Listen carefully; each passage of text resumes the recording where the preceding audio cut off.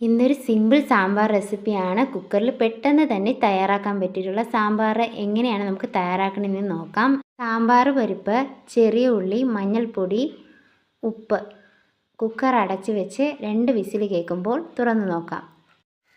സാമ്പാറിന് ആവശ്യമായ പച്ചക്കറികൾ ചേർത്ത് കൊടുക്കാം. ആവശ്യത്തിന് വെള്ളം ചേർത്ത് കൊടുക്കാം. അല്പം വെളിച്ചെണ്ണ ചേർത്ത് കൊടുത്തു. മുളക് പൊടി, മല്ലിപ്പൊടി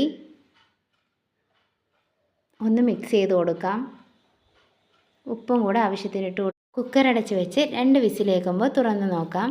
പച്ചക്കറി നന്നായിട്ട് വെന്തിട്ടുണ്ട്. ആവശ്യത്തിന് പുളിവെള്ളം, കായപ്പൊടി, മല്ലിയില ചേർത്ത് നന്നായിട്ടൊന്ന് ഇളക്കി കൊടുക്കാം.